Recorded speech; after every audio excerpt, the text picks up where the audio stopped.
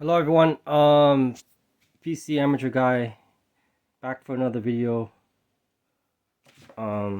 Today I'm gonna be doing a video on the Meshroom D.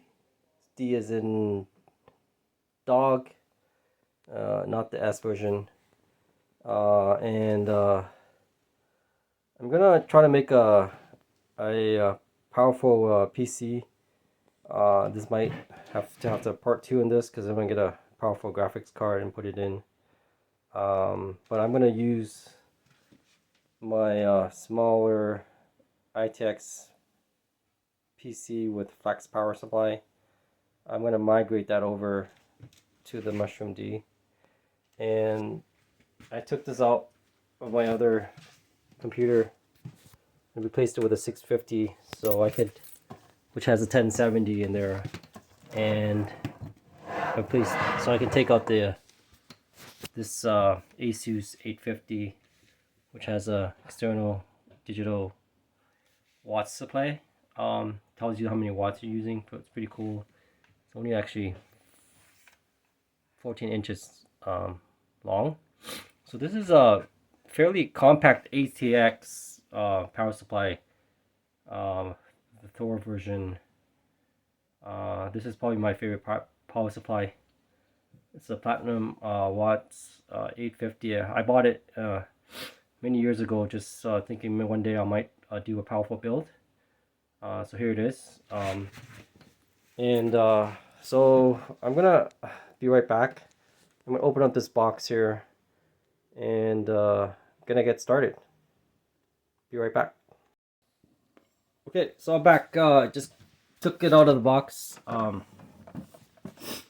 Actually, Meshroom D.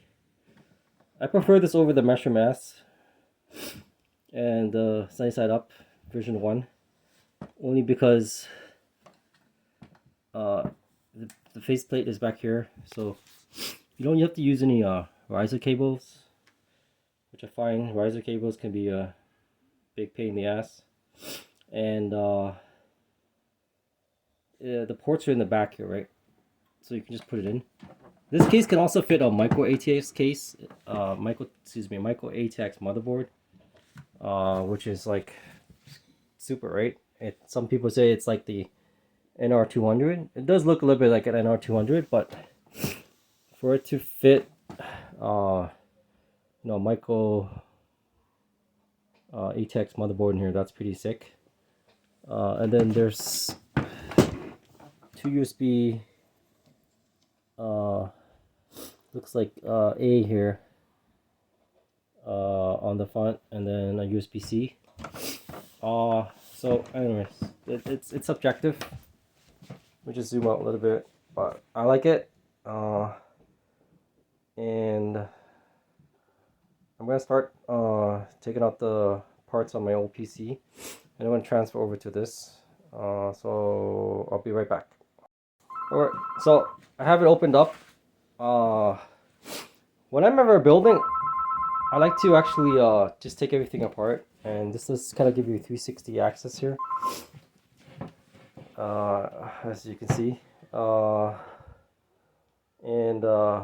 so all the covers are here on my basement bed, and this I/O, actually you can actually remove this front panel. It's actually removable, which is cool. In case you want to fit a longer GPU in there, up to 335 millimeters. But honestly, like, you have the back ports here anyways from the motherboard, so I guess it's a kind of a trade-off. And then you can get an extender for like, I think, $40 US, and you can actually extend the bottom, and it comes with more ports in the front. So that's something I might explore. But I don't know. So far, so good. I'm gonna start installing the power supply now. Be right back. Okay. I'm back. I had to take the sidebars out because I found it intrusive.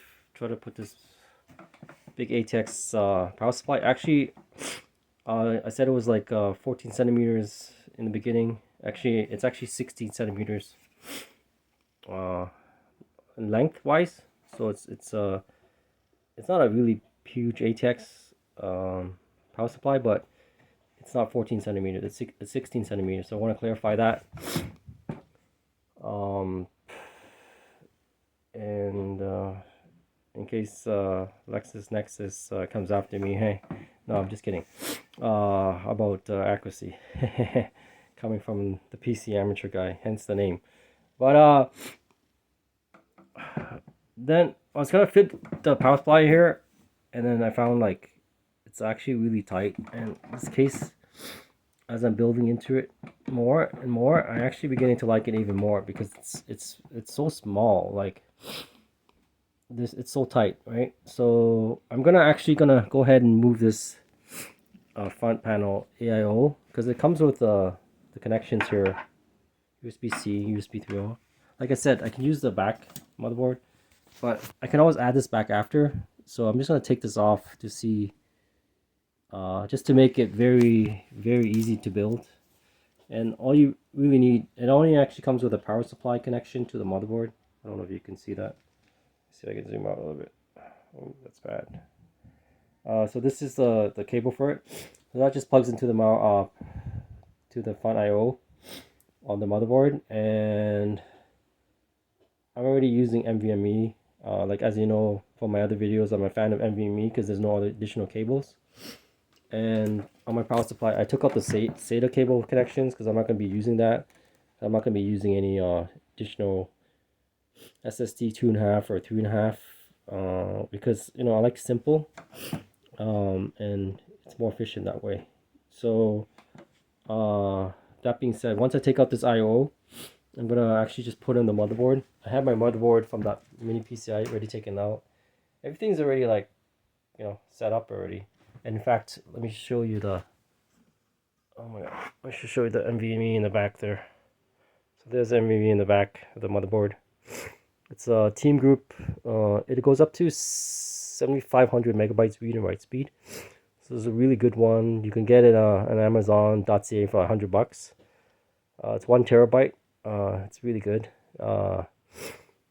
So anyway, I just want to share that.